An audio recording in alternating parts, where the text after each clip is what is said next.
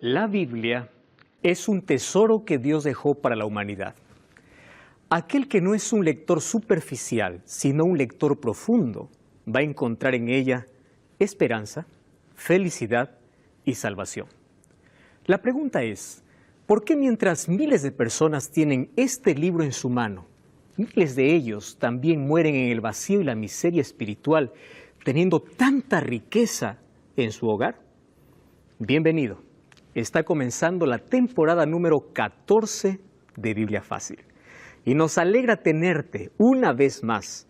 Gracias por formar parte de este estudio bíblico semanal. Cada semana nos reunimos aquí para abrir la palabra de Dios. Y como siempre quiero presentarte un grupo de amigos que vienen de diferentes países para poder acompañarnos en esta temporada. Diferentes culturas, diferentes países, diferentes religiones incluso, pero aquí tenemos un solo propósito y nuestro foco es profundizar nuestro conocimiento en la palabra de Dios.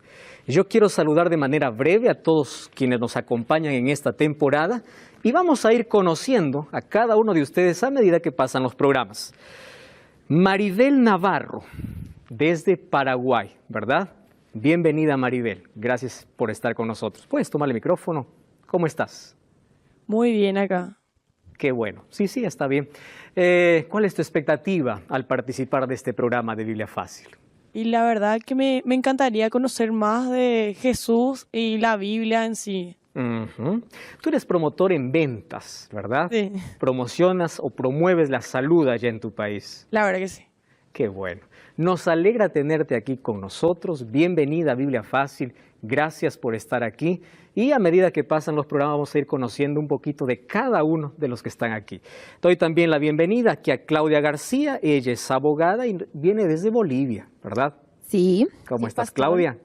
Bendecida. Qué bueno. Bendecida de tener la oportunidad de haber llegado hasta acá, de conocer experiencias, Qué maravilla. de conocer a personas bendecidas como las que están hoy acá y agradecer a usted que es autor de esto. Oh, gracias a Dios por el privilegio que nos da siempre de poder reunirnos. Gracias. Y saludo de manera breve. De ahí vamos a conocer a Wilfrido Núñez, él es profesor también desde Paraguay, está aquí con nosotros, ¿verdad, Wilfrido? Sí, así es. Bienvenido. Gracias. ¿Cómo estás? ¿Todo bien? Todo bien, excelente. Con mucho interés para aprender. Con muchas ganas. Ahora, tú eres profesor, Wilfrido. Así es, de física Conoces y química, sí.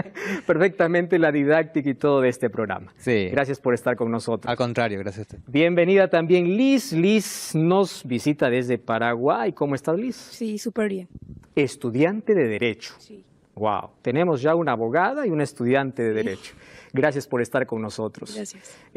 Nos alegra que estés aquí y gracias por participar de esta temporada. Gracias a ustedes. Muy bien, gracias Liz. Florencia desde Argentina, Florencia Vagatín. ¿Es así tu apellido? Vagatín. Sí, de origen ese Italiano. apellido italiano. Tú Sí. tienes descendencia italiana. Sí, Wow, interesante. Tú estudias psicología. sí, estudio Estás psicología. terminando ya la carrera de psicología. Sí, Qué terminando. bueno. Nos alegra tenerte aquí. Bienvenida. Muchas gracias por invitarme también. Gracias por estar aquí. Y finalizo aquí saludando a Soleil. Soleil es de Uruguay. ¿Cómo estás, Soleil? Bienvenida. Muy bien, muchas gracias. Qué bueno. Acá, bendecida con todos los compañeros y todos con un mismo propósito de aprender más sobre Jesús, sobre la Biblia y agradecida a Nuevo Tiempo. Y no vamos a perder más tiempo, entonces ¿Sí? estamos listos Así para es. poder tomar nuestra Biblia y poder conocer más de ella. Aquí tenemos una costumbre, antes de poder abrir la palabra de Dios, vamos a orar. ¿Oramos? Querido Dios, te damos gracias por esta oportunidad que tenemos de abrir tu palabra junto a miles de personas que están viendo este programa. Queremos que tu Santo Espíritu una vez más nos conduzca a tu palabra para conocer el mayor tesoro que encontramos en ella, que es Cristo, al mostrarnos el plan de salvación. Tu Santo Espíritu nos guíe en el nombre de Jesús. Amén. Hoy vamos a hablar sobre lo que Jesús enseñó sobre las Sagradas Escrituras. En cada temporada nosotros vemos desde una óptica diferente o ampliamos mejor las enseñanzas de Jesús en respecto a ciertos temas. En esta temporada vamos a ver algunos aspectos que en la temporada anterior no hemos visto. Por ejemplo, en el estudio de hoy vamos a tomar un texto base con el cual vamos a iniciar nuestro estudio. el libro de San Juan capítulo 17, versículo 17, encontramos la oración sumo sacerdotal de Jesús. Aquí tenemos el texto y dice, santifícalos en tu verdad, tu palabra es verdad. ¿Cómo llamó Jesús a su palabra? Como la verdad absoluta. Nosotros vivimos en un tiempo donde pareciera que no existe una verdad absoluta. Ya se dieron cuenta que en nuestra sociedad posmoderna, cada quien quiere tener su propia verdad. Y una de las alertas que Jesús hizo sobre el tiempo del fin es que en este tiempo las personas correrían tras la mentira antes que la verdad. Jesús dice en Mateo 24, mirad que nadie os engañe. ¿Por qué? Porque la mentira parece que está por encima de la verdad. Ahora nosotros encontramos a las personas alejándose de la Biblia y basando su vida en sentimientos, en emociones, en argumentos filosóficos y humanos, pero no en la palabra de Dios. Eso es triste. Por eso vemos un nuevo concepto de matrimonio. Hoy encontramos un nuevo concepto de valores que antes establecían a una sociedad sólida. Hoy tenemos una moralidad cada vez más quebrada porque el ser humano ha sacado la palabra de Dios de su vida, de sus casas, se está sacando de las escuelas. ¿Y a dónde estamos llegando? A la sociedad que nosotros tenemos. Ahora por allí hay muchas personas que dicen tener una mente abierta es aceptar cualquier argumento o aquello que yo creo que me hace bien. Yo antes de decir de tener una mente abierta, prefiero tener una mente iluminada por la palabra de Dios. Porque aquel que se fundamente en la palabra de Dios y no en argumentos humanos, tiene una base sólida para ser feliz. Y Jesús dice, santifícalos en tu verdad, porque tu palabra es verdad. La pregunta es, ¿cómo llegó esta verdad a nuestras manos? Y para eso encontramos un texto, segunda de Pedro capítulo 1, versículo 19 al 21. Presten atención aquí. Tenemos también la palabra profética más segura, la cual hacéis bien en estar atentos como a una antorcha que alumbra en el lugar oscuro, hasta que el día esclarezca y el lucero de la mañana salga en vuestros corazones. Entendiendo primero esto, que ninguna profecía de la Escritura es de interpretación privada. Ahora presten atención a lo que dice el apóstol, porque nunca la profecía fue traída por voluntad humana, sino que santos hombres de Dios hablaron siendo inspirados ¿por quién? Por el Espíritu Santo. Miren, la Biblia tiene una doble naturaleza. Naturaleza divina, humana. Divina porque ¿quién es quien inspira? El Espíritu Santo. Y humana porque ¿quiénes son los escritores? Los profetas. Ustedes se encuentran allí, ¿verdad? La parte divina, inspirando, y la parte humana, escribiendo, intentando colocar ese mensaje en un lenguaje comprensible para la humanidad. Hay una palabra que está colocada allí, y basándome en eso yo quiero colocar otras dos palabras que nos hacen muy bien poder comprenderlas. Existe la palabra revelación, la palabra inspiración y la palabra iluminación. Estas tres palabras nos van a ayudar a tener una comprensión muy amplia sobre las Sagradas Escrituras. Vamos por la primera, revelación.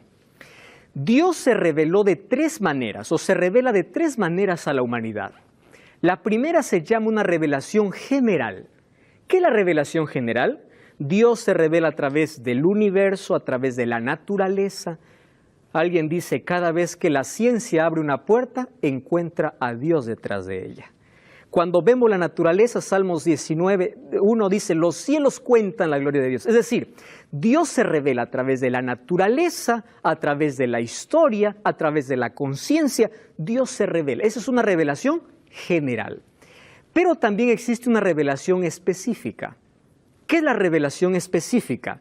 Dios tratando de colocar un mensaje para la humanidad a través de un profeta.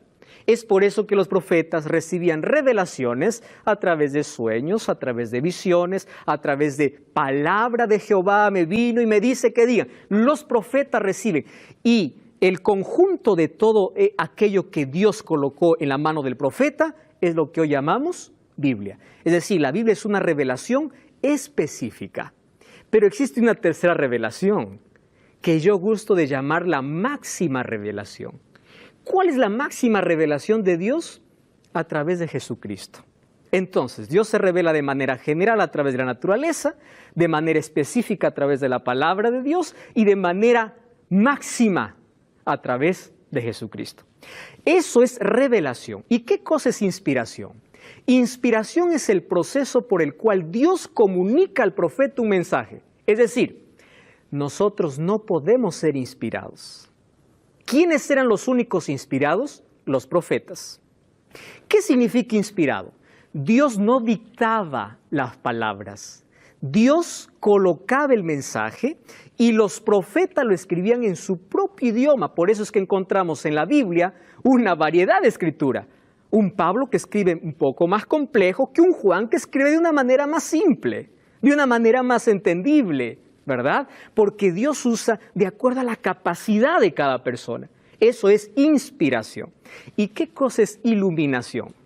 Iluminación es el proceso por el cual el Espíritu Santo nos ayuda a comprender la palabra de Dios. Es decir, nosotros no somos inspirados, pero sí somos, ¿qué cosa?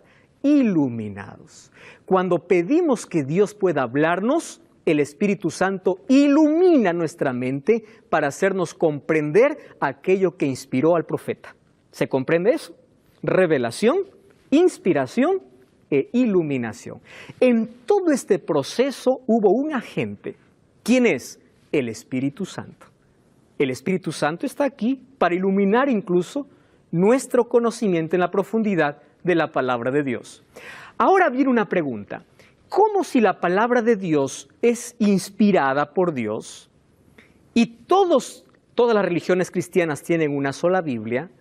¿Por qué hay 34,000 denominaciones cristianas si todas usan la Biblia? ¿Verdad? Si la palabra es inspirada por Dios, ¿por qué tanta división? ¿Por qué tanta placa? ¿Por qué? ¿A qué se debe?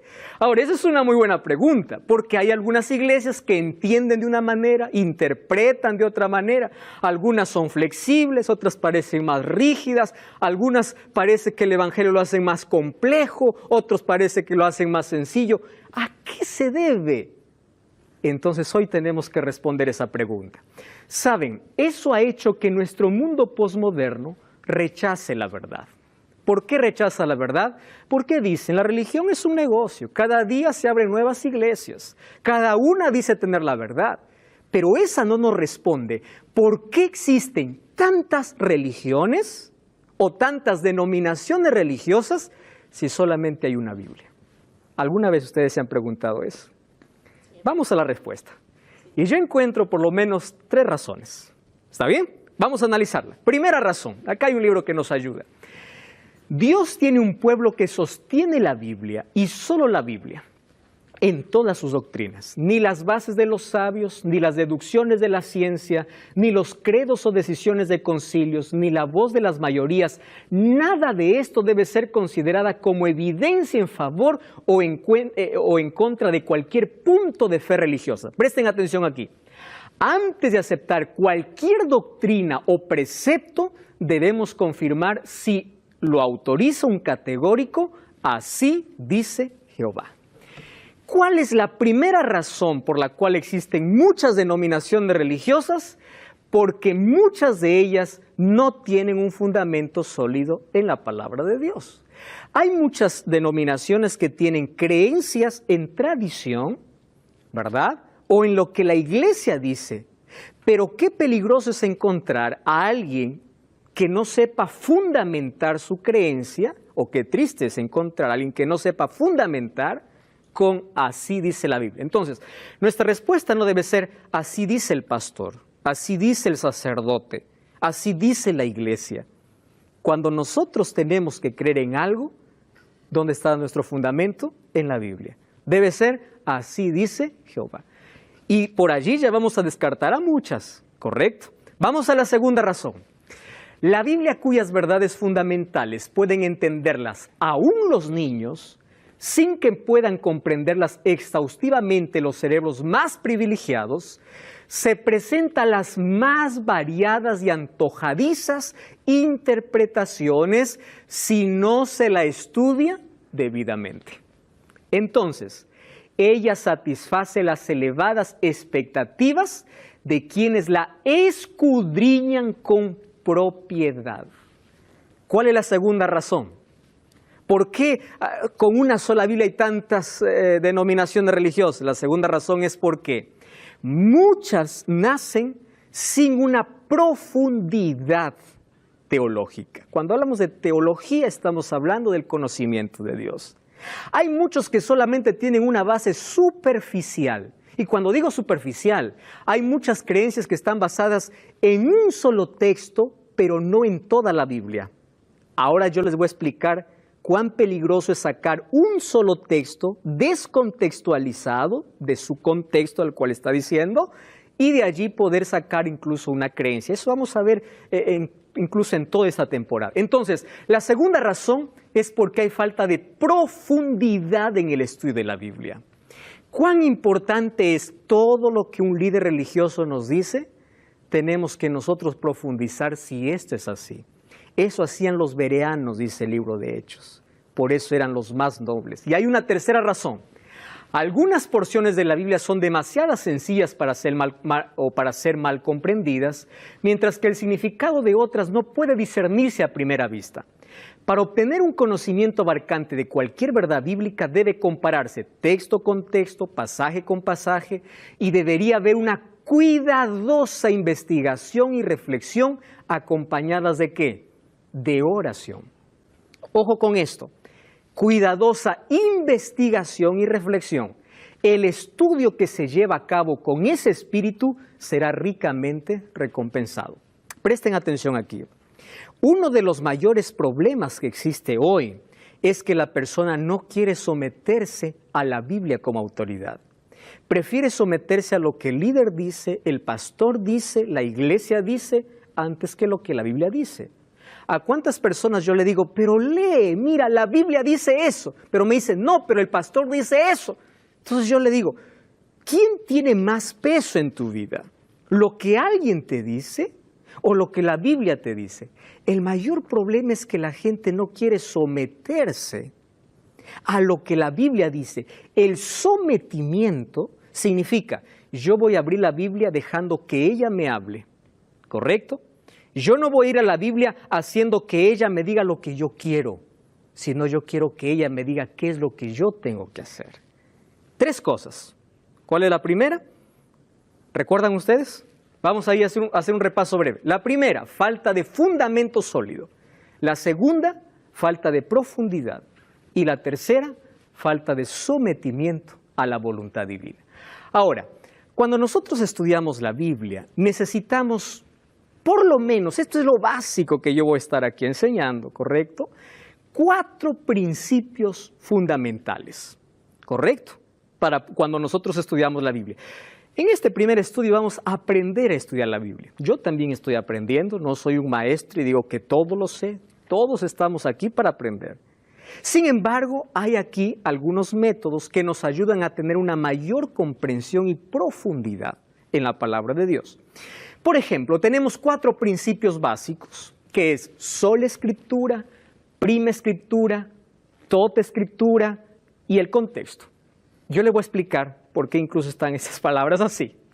Sola escritura fue uno de los mayores legados que trajo la Reforma, ¿verdad?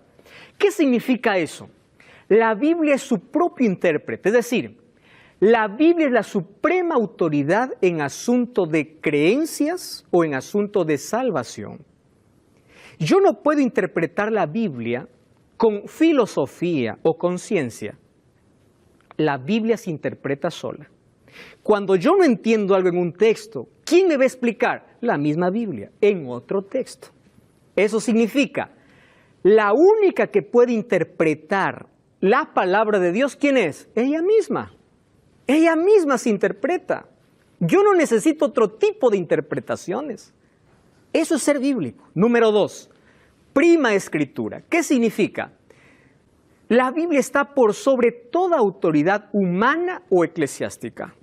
Nadie puede decir, la Biblia dice así, pero la iglesia dice así. Eso es muy peligroso. La Biblia dice así y punto, porque ella es la máxima autoridad. Por eso es prima escritura, es lo que está por encima de todo, incluso más allá de nuestras emociones y caprichos.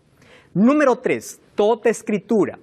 Nosotros tenemos que ver el cuadro completo, es decir, la totalidad de la escritura. Ahora fíjense, hay algunos que desprecian el Antiguo Testamento. Ya vieron a personas decir, el Antiguo fue para el Antiguo, el Antiguo fue para el judío. La Biblia dice en 2 Timoteo 3:15, toda escritura es inspirada por Dios. Y saben una cosa, ¿ustedes saben cuál fue la Biblia que Jesús usó? El Antiguo Testamento, porque el Nuevo Testamento todavía ni se escribía. Aquel que dice el Antiguo ya no vale, entonces Jesús usó un manuscrito que no valía. ¿Cuáles son los manuscritos que usaron, por ejemplo, el apóstol Juan y el apóstol Pablo? La mayor parte de referencias de Apocalipsis, por ejemplo, ¿saben dónde tiene su fundamento? En el Antiguo Testamento. 104 versículos de Apocalipsis, ¿sabe de dónde son tomados? Del Antiguo. El apóstol Pablo, cada vez que escribió una carta, ¿dónde tenía su fundamento? En el Antiguo Testamento. Entonces, aquel que dice el Antiguo ya no vale, el Antiguo ya quedó en el pasado, tiene que profundizar un poco más. ¿Por qué? El Antiguo y el Nuevo Testamento se complementan. Y en ese complemento encontramos el cuadro completo de la salvación. ¿Y qué cosa significa el contexto? Cada vez que yo voy a la Escritura, yo tengo que, cuando leo un texto que es un poco difícil, ver cuál es el contexto, la cultura, el lugar, la circunstancia, el tiempo. ¿Correcto? Ahora, para todo eso necesito depender del Espíritu Santo, pedir ayuda al Espíritu Santo y someterme al Espíritu Santo. 4 principios, ¿correcto? Fundamentales. Ahora, tomando base estos 4 principios, vamos a ver qué cosa nos enseñó Jesús, porque Jesús nos enseña un método cómo nosotros podemos estudiar la Biblia. Existen muchos métodos, ¿correcto? Mas yo voy a tomar el fundamental, aquel que es enseñado por Cristo. ¿Ustedes saben que Jesús era un intérprete de las Escrituras o no? Él lo era. Y vamos a usar su método. ¿Cuál era el método de Jesús?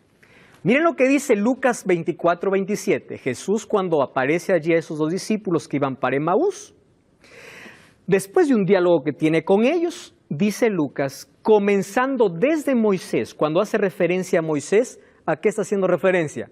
A los 5 primeros libros que escribió Moisés, que se llamaba el Pentateuco, o la Torá, o libros de la ley, ¿correcto?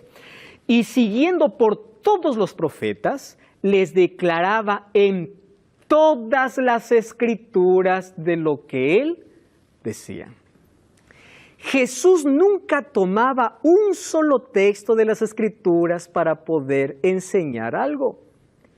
Él tomaba todas las escrituras, ¿qué significa? Los libros de la ley y los profetas. Eso, ustedes sabían que eso hoy es una ciencia. Eso es un método de interpretación basado en lo que Jesús hizo.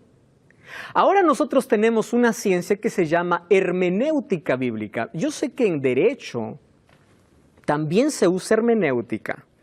Filosofía también se usa. ¿Por qué se usa la hermenéutica? Por una sencilla razón. Para no poder alejarnos de la interpretación o para que la interpretación pueda ser correcta. Aquí tenemos una abogada, ¿verdad? Necesitamos tener una regla. Ahora fíjense, la hermenéutica es una ciencia que busca establecer y describir los principios, métodos y reglas requeridas para interpretar un texto. Ahora, lo que yo les voy a enseñar hoy es algo tan simple y sencillo que todos los cristianos podemos hacer. Me perdonan allí mis amigos de teología, porque en teología nosotros aprendemos un método más amplio.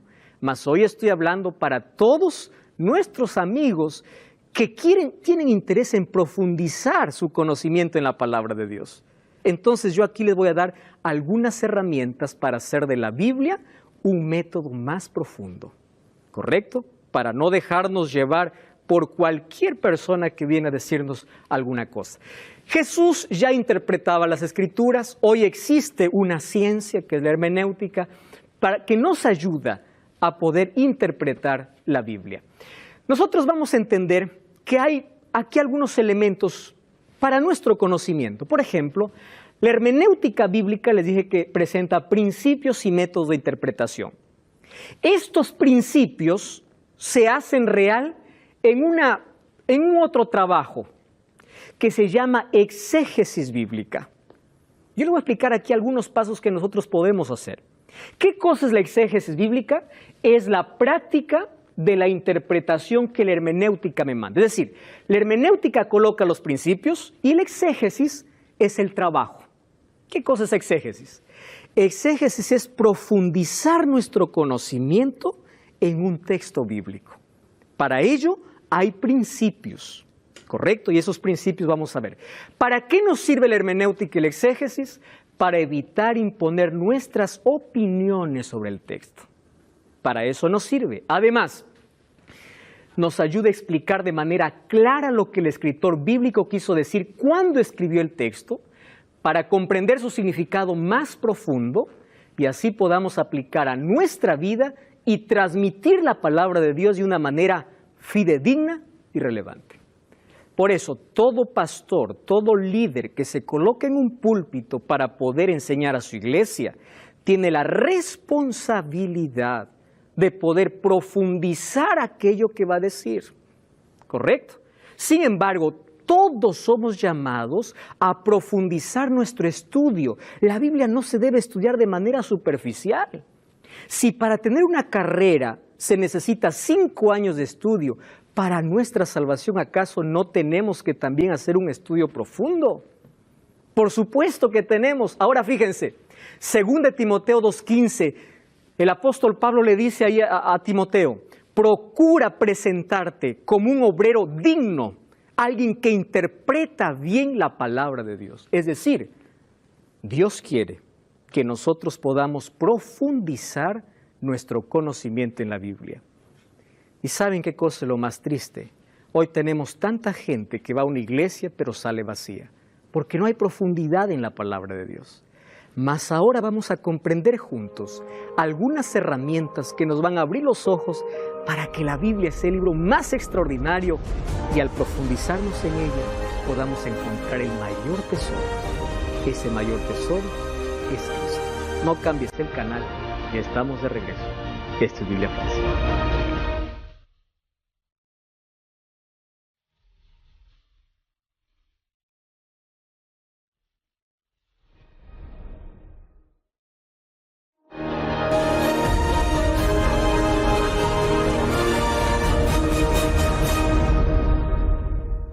Y estamos de regreso, esto es Biblia Fácil, hoy en una nueva temporada y ya sabes que nosotros tenemos un maravilloso curso bíblico llamado Las Enseñanzas de Jesús.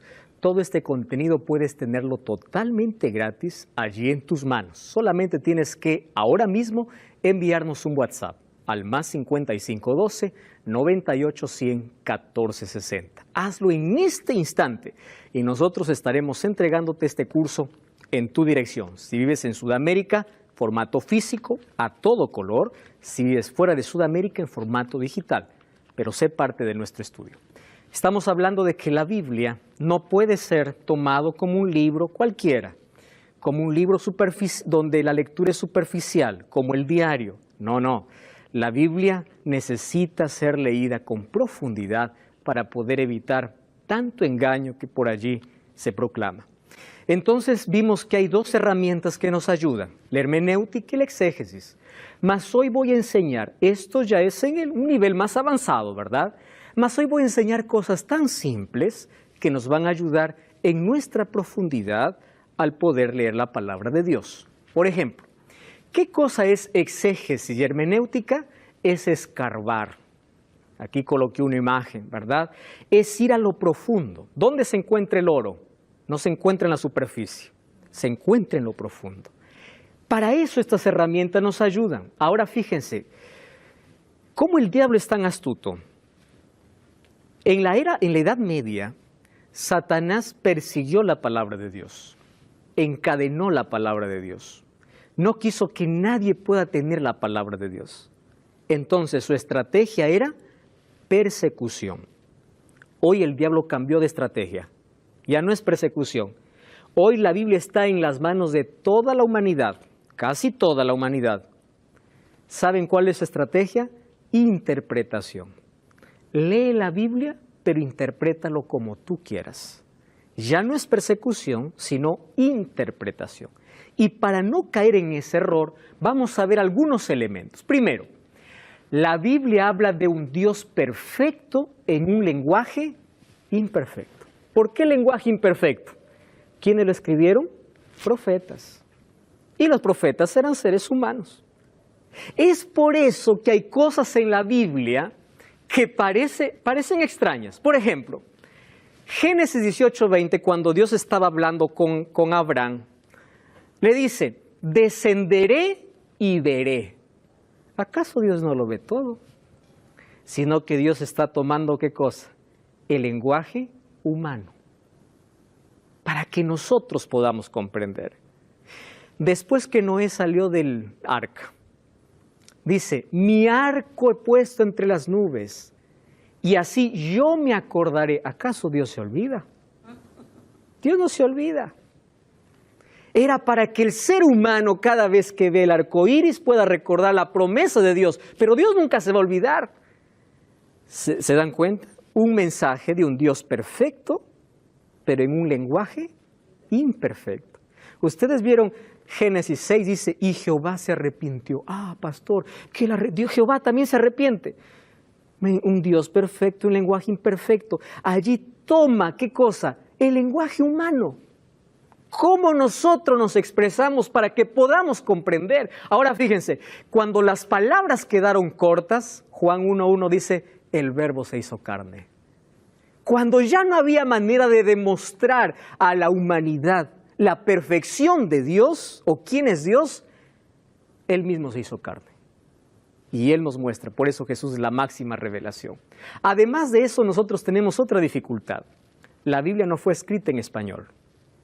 La Biblia fue escrita, el Antiguo Testamento en hebreo, partes en arameo y el Nuevo Testamento en griego, pero era el griego koiné. El griego koiné era el idioma del pueblo, no era el idioma de los educados, no era el idioma real, era el idioma del pueblo. Ahora, hay palabras que en hebreo y en griego, al ser traducidas a los idiomas, algunas de ellas pierden fuerza. Por eso necesitamos profundidad para poder investigar y hoy tenemos a disposición muchas herramientas de léxico que nos ayudan a comprender. En teología nosotros estudiamos parte de los idiomas, pero una persona que no va a estudiar teología también puede profundizar su estudio. ¿De qué manera? Vamos a presentar, por ejemplo, algunas herramientas para poder traducir algunos significados. Vamos a colocar estas herramientas a disposición de todos para poder profundizar nuestro estudio. Primero, mire el ambiente cultural. Cuando usted lea la Biblia, usted lo va a leer con la mente occidental. ¿Recuerdo? Nosotros tenemos la mente occidental. Es por eso que hay mucha confusión. Porque uno quiere interpretar la Biblia con nuestro pensamiento. ¿Quieren pasarles un ejemplo? En el pensamiento hebreo, ¿qué cosa es alma? En el pensamiento hebreo, alma es polvo de la tierra, soplo. ¿Qué es alma? Tú, yo, es un ser vivo. Entonces, cuando la Biblia dice alma, el hebreo no está pensando lo que piensa el griego. El griego piensa, alma es algo que sale del cuerpo. Y uno quiere interpretar la Biblia con un concepto lejos del pensamiento original. ¿Me están entendiendo? Entonces, cuando nosotros vamos a la Biblia, tenemos que conocer el pensamiento hebreo. ¿Correcto? Otra cosa, infierno. La Biblia, la palabra infierno, Seol, es sepultura. Cuando en el Antiguo Testamento dice, infierno, sepultura. Nosotros vamos a la Biblia, infierno. Infierno es un lugar de tormento. Eso no era la mente hebrea. ¿Se dan cuenta? Qué peligroso es cuando empezamos a interpretar las palabras hebreas con un pensamiento occidental y mucho más contaminado por la filosofía griega. Nosotros tenemos mucho de lo que los griegos nos dejaron, conceptos y filosofía. Y es por eso que de allí vienen las diversas interpretaciones. Aquí dice infierno, pero yo le digo, entiende, infierno para aquel que escribió no era lo que tú estás pensando. Infierno era sepultura. Por ahí ya comenzamos a interpretar mal, ¿de acuerdo? Otra cosa, Génesis 31-34 dice que Labán persiguió a Jacob porque su hija se había robado los ídolos. Para mí eso no tiene significado, pero para ellos sí. Porque si la hija tenía los ídolos del padre, significa que ella tenía toda la herencia. Se dan cuenta que el texto tiene otro sentido cuando yo empiezo a ver su ambiente cultural. Para nosotros, para comer usamos cucharas, ellos usaban las manos. Es por eso que en Marcos 7, cuando los acusaron a los discípulos de Jesús de no haberse lavado las manos, era una tradición cultural. Y hay muchos que dicen, todo lo que entra por la boca no contamina, está diciendo, puedes comer todo. Querido, no está hablando de eso, está hablando de una tradición cultural que ellos tenían. Cuando nosotros entendemos el ambiente cultural, nos libramos de tantos errores de interpretación. Número 2, esto recién está poniéndose aquí cada vez más interesante. 2, analice lo que lee. Cuando digo analice, lea varias veces el texto, el capítulo y el libro. Hay personas que leen un versículo y dicen, así dice, pero ese texto puede estar cortado de una explicación que viene después. Alguien dice, mire pastor, Hechos 10 dice que Dios le dijo a Pedro, levántate y come, y allá había cerdo, culebra y todo. Entonces, todo lo que Dios limpió, ya está limpio para comer. ¿Eso es lo que está diciendo Hechos 10? No, si tú lees todo el capítulo, no está hablando de comida, está hablando de aquello que los judíos llamaban inmundo, que eran los gentiles. Entonces, cuando leemos un texto, tenemos que leer todo el capítulo y, si es necesario, todo el libro, para poder comprender y no hacer interpretaciones vagas. Vea el contexto, el análisis histórico. El apóstol Pablo a veces escribe para resolver un problema. Eso vamos a ver cuando lleguemos a las epístolas. Busquen pasajes paralelos que traten sobre el mismo tema. Entonces, aquí no entiendo un asunto, hay otro libro que lo explica. Y usted se va a dar cuenta que cuando usted tenga la verdad más amplia, tiene una mayor comprensión. ¿De acuerdo? Otro, determine el género literario. La Biblia fue escrita en género literario. Tenemos prosa, poesía. Los escritores identificaron sus escritos en historia, proverbios, profecías, evangelios, parábolas, epístolas. Yo no puedo interpretar una parábola como una profecía. Por ejemplo, en las parábolas se usan muchas imágenes, pero esas mismas imágenes en profecía significan otra cosa. ¿Se da cuenta? Entonces, la persona que va a leer, cuando lee la profecía, tiene que ver, ¿esta profecía qué cosa es? ¿Clásica o apocalíptica? Clásica significa para su tiempo, apocalíptica para nuestro tiempo. Esto que estoy leyendo, ¿qué cosa es? ¿Un símbolo? ¿Una figura? Es así como uno profundiza en la palabra de Dios. Ahora, cada género tiene sus propias características. Por ejemplo, hay algunos que toman la parábola del rico y Lázaro para decir que existe el infierno. Cuando las parábolas no se interpretan de manera detallada, sino se busca el mensaje. Esa es la función de la parábola. Por allí vienen errores de interpretación. Miren, por ejemplo, este es un texto simple. Mateo 5:44. La naturaleza de ese texto es poética. Jesús dijo, amad a vuestros enemigos. Alguien dice, pastor, ¿cómo voy a amar si me hace daño? Yo no tengo amor, yo tengo amor por aquel que amo. ¿Cómo voy a amar a mi enemigo? ¿Qué está queriendo decir Jesús cuando dice amar a vuestros enemigos? Amar es el principio, pero ¿cuál es la explicación? Recuerden que el texto está en forma de poesía. Ahora, la explicación es, tú vas a amar a tu enemigo haciendo 3 acciones.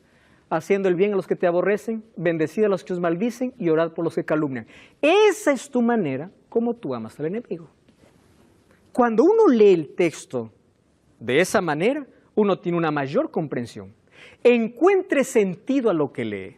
¿Qué significa? Mire las palabras que se repiten. ¿Cuál es el texto que sobresale? Y hoy les voy a enseñar de manera sencilla que la Biblia incluso tiene una estructura literaria. Hay una estructura que se llama paralelismo, quiasmo. Por ejemplo, el Salmo 119 fue escrito en forma de un acróstico. Está todo el abecedario hebreo. Por eso es el capítulo más largo que tiene la Biblia incluso. Eso es una estructura. encontramos textos narrativos, hay libros históricos, proféticos, hay muchos símbolos, hay figuras que revelan el conflicto entre el bien y el mal. Ahora, la Biblia, recuerden que cuando leemos la Biblia presenta no presenta un registro impecable de sus protagonistas. Alguien me escribió una vez: pastor, la Biblia dice que Salomón tuvo 1000 mujeres y yo puedo tener más de una. Entonces, ¿cómo está tomando la Biblia? Él está, primero, descontextualizado. Número 2, la Biblia no presenta a los protagonistas como alguien perfectos a quien seguir. La Biblia presenta a los protagonistas con sus pecados, pero cómo ellos se restauraron y caminaron con Dios a pesar de sus caídas. Es decir, de los protagonistas vamos a sacar el ejemplo que seguir y desechar aquello que solamente es una enseñanza. ¿Correcto? ¿Qué más podemos encontrar? La Biblia es bella en su diseño. Queridos, cuando nosotros comprendemos esto, vamos a dejar de mirar a la Biblia como un conjunto de hojas blancas. La Biblia es preciosa en su diseño. Por ejemplo, el 40% del Antiguo Testamento es poesía. ¿Sabían eso? Ojo, pero la poesía para los hebreos no era igual que para nosotros. Era muy diferente. ¿Por qué? La poesía hebrea tiene características únicas. Para nosotros una poesía es cuando tiene rima al final. Es decir, la belleza de la poesía está en la fonética. Para nosotros. Pero para la cultura hebrea no. Para los hebreos la poesía se manifiesta en frases paralelas. A eso se llama paralelismo. Lo que para nosotros es la fonética, para ellos son conceptos. Ahora les voy a hacer un ejemplo. Miren, esto es una poesía para nosotros. Aquí una pareja de enamorados dice: nadie sabe cuánto amor corren por mis venas, ni que tu dulce sonrisa me alivia algunas penas. Yo no recuerdo cómo es que llegué a quererte y que mi corazón palpita más con tan solo verte. Ah, qué lindo, ¿verdad? Esto es poesía, tiene rima, hay fonética. Eso es para nosotros. La poesía para los hebreos estaba, ¿en qué forma? De paralelismos. Y por lo menos encontramos 3 tipos de paralelismos. Primero, paralelismo sinónimo. Miren lo que dice Salmos 103:10. No ha hecho con nosotros conforme a nuestras iniquidades, ni nos ha pagado conforme a nuestros pecados. ¿Qué significa paralelismo sinónimo? Cuando la segunda línea es parecida a la primera, pero con un ropaje diferente. No ha hecho ni nos ha pagado. Iniquidades equivale ¿a qué? A pecados. Esto es poesía hebrea. Esto significa paralelismo sinónimo.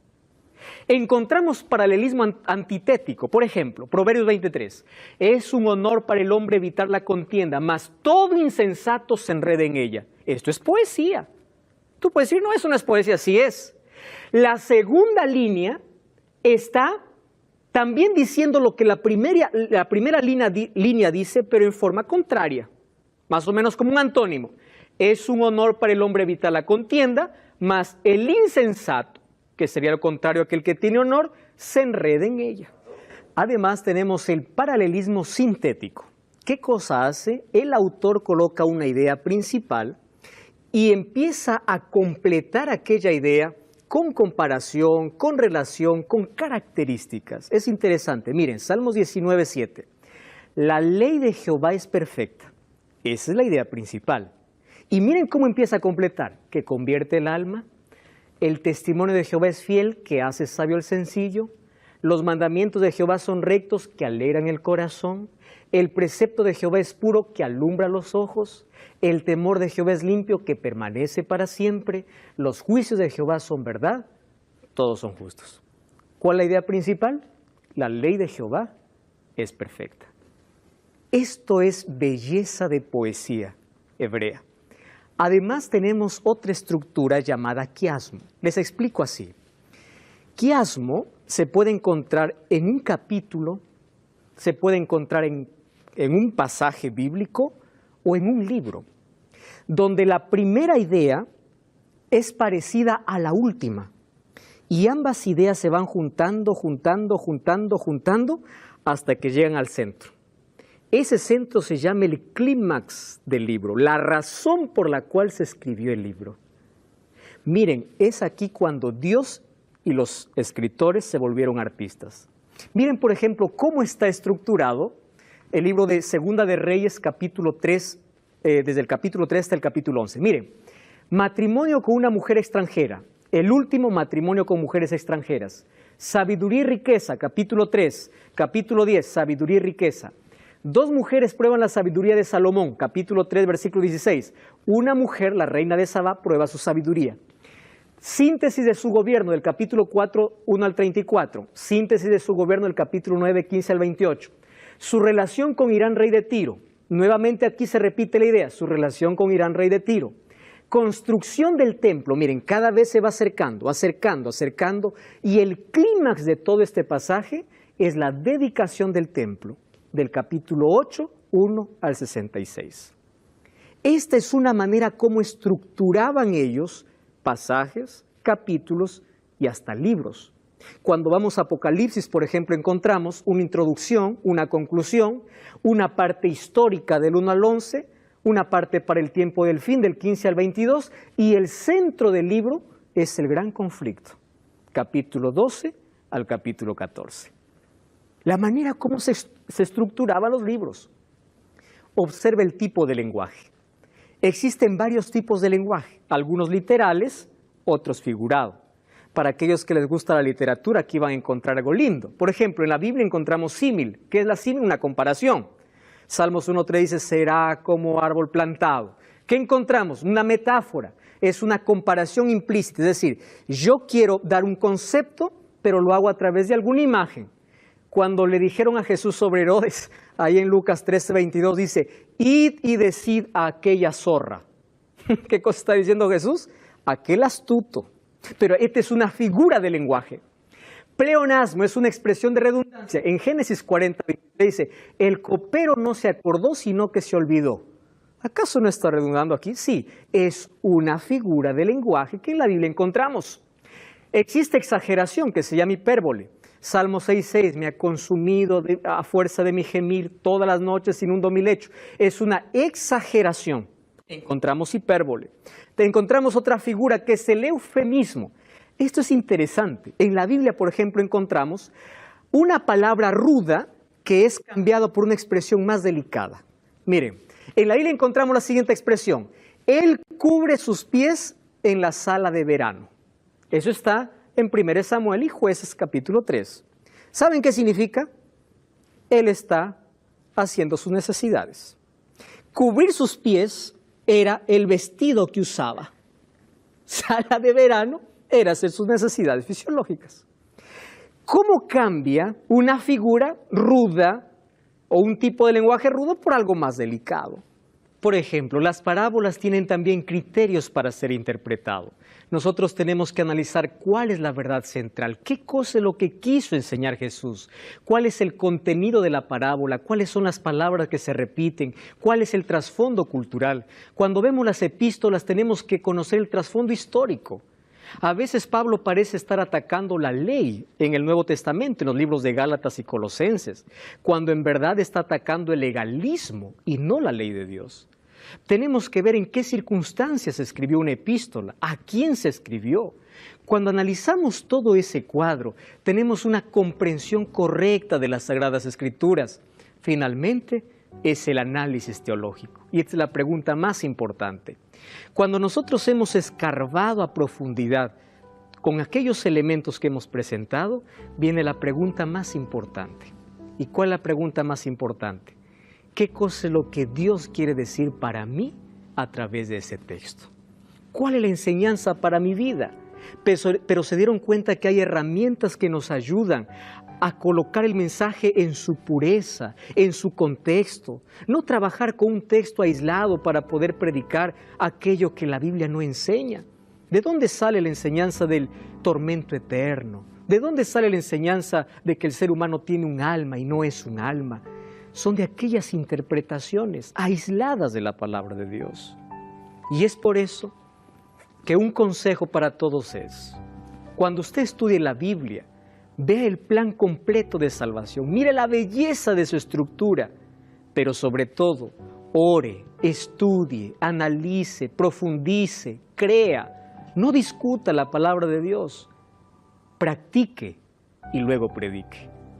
Jesús nos enseñó, escudriñad las Escrituras, vayan a lo profundo, porque allí van a encontrar la vida eterna y ellas son las que dan testimonio de mí. Timoteo dice que aquel que desde la niñez sabe las Sagradas Escrituras es sabio para salvación. ¿De qué sirve tener todo tipo de conocimiento cuando no tenemos el conocimiento de salvación? Además, Jesús pudo vencer a Satanás en el desierto solo con la palabra de Dios. Ustedes saben que las respuestas de Jesús a Satanás todas estaban basadas en Deuteronomio. Su primera respuesta, Deuteronomio 8, segunda, Deuteronomio 6, tercera, Deuteronomio 6:13. Y el apóstol Pablo dice que la palabra de Dios es nuestro yelmo de salvación. Ella nos protege de la tentación, ella nos protege contra el enemigo. Por eso Jesús dice, si ustedes erran, lo hacen porque ignoran las Sagradas Escrituras y el poder de Dios. Y hay una promesa maravillosa. Bienaventurados aquellos que oyen la palabra de Dios y la guardan. Mas quiero que pienses en lo siguiente. ¿Cuánta bendición te estás perdiendo por no profundizar en la palabra de Dios y encontrar el mayor tesoro que es Jesús? Hoy te invito a no ser un lector superficial, a ser una persona feliz, porque tiene una cosmovisión diferente de la vida. Aquel que tiene la palabra de Dios en su corazón es feliz porque encuentra los principios de felicidad que Dios estableció. Deja de ver a la Biblia como un libro superficial. Empieza a profundizar tu conocimiento y vas a encontrar el mayor tesoro de tu vida, que es Cristo presentándote todo su plan de salvación. Tú quieres descubrir la bondad de Dios, quieres saber cuán bueno es para tu vida, empieza a abrir la palabra de Dios. Tú no puedes seguir viviendo en el vacío cuando hay una riqueza espiritual. Tú no puedes vivir en la miseria de la vida cuando en tu casa tienes un libro donde se presenta la mayor carta de amor, donde vas a entender cuál es tu valor. La Biblia te guía, te ilumina, presenta principios de felicidad, pero sobre todo te presenta a Jesús que quiere darte la eternidad. ¿Quieres colocar esa palabra en tu corazón? David decía, en mi corazón he guardado tu palabra para no pecar contra ti. Como un arqueólogo escarba para encontrar el tesoro, empieza a profundizar tu conocimiento en la palabra de Dios. Así estarás preparado para una eternidad. ¿Quieres orar conmigo? Querido Dios, entregamos nuestro corazón, entregamos nuestra vida en tus manos. Queremos que tu palabra sea nuestra luz en nuestra vida.